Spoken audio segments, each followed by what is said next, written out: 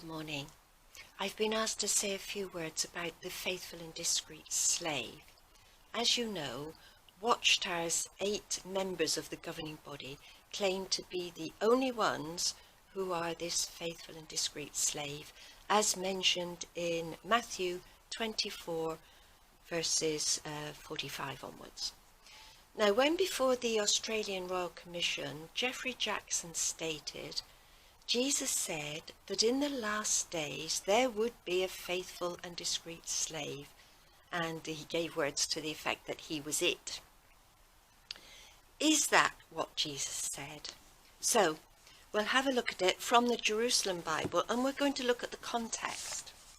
So here we have a paragraph about, as it puts it here, the faithful and wise servant.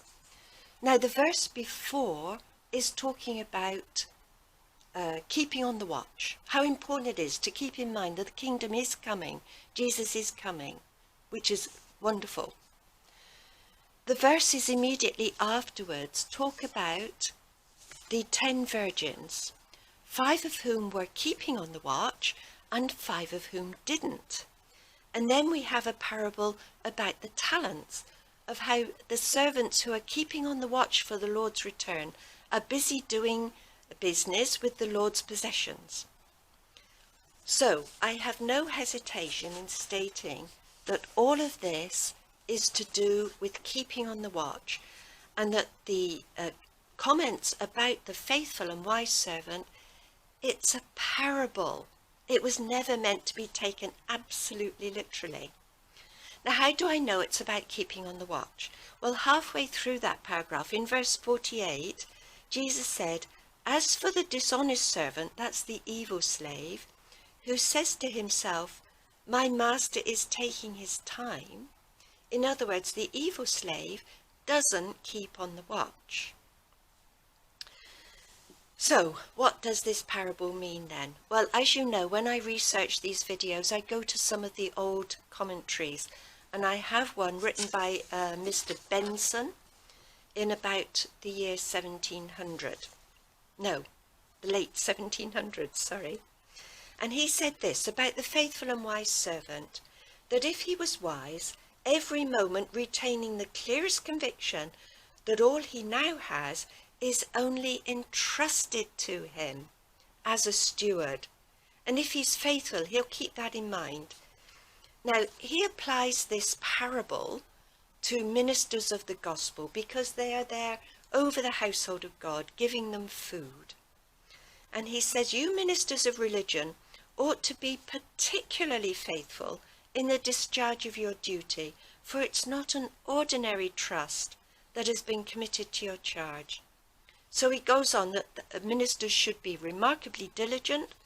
They should be well acquainted with the stores of evangelical truths. Now, I think Watchtower falls down here. From my experience, Watchtower's governing body has a rudimentary knowledge of the scriptures. They're more concerned with business, but I'll come back to that in a minute.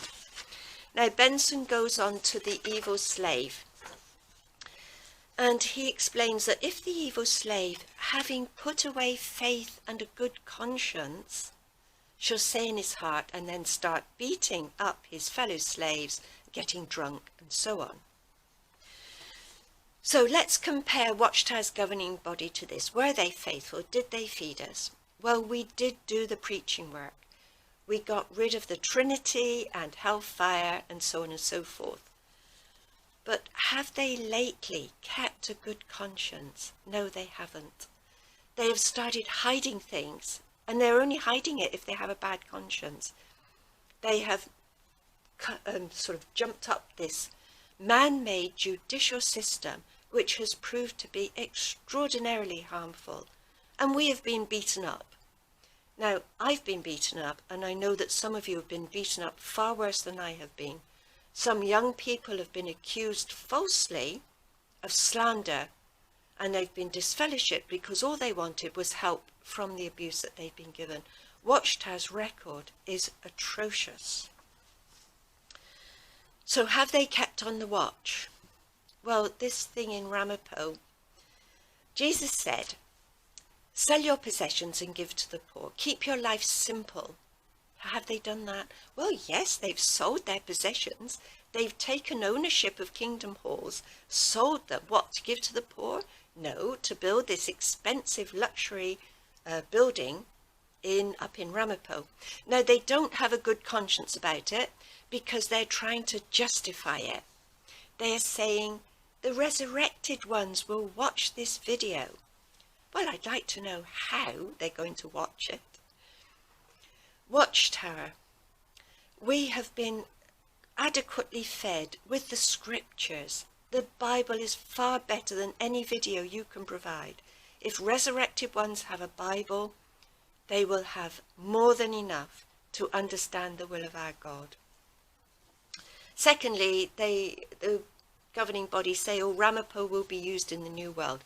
Well, if it's built before the end of the world comes, and with the Russians staking out on the borders of Europe, it's looking unlikely that they'll get it finished. But we'll come on to that another day. It seems that Watchtower have gone from this trust of wanting to help people, wanting to give them good spiritual food, to being lording it over us, being masters of us. You do what we say, they say. Trust us, when in actual fact they've got so many things wrong in the past. So, in my view, this verse applies to all of us, especially to those that wish to give out spiritual food and help one another to stay faithful in these last days. Are we faithful and wise? Well, I hope so. So in conclusion then, you might like to read for homework Luke 12:35 to 48. It's Luke's account of the faithful and wise servant, and it gives us a broad understanding of this parable. So thank you so much for watching this morning. I hope to leave you with a few flowers, which are our dear Father's wonderful creations. God bless you all, and take care.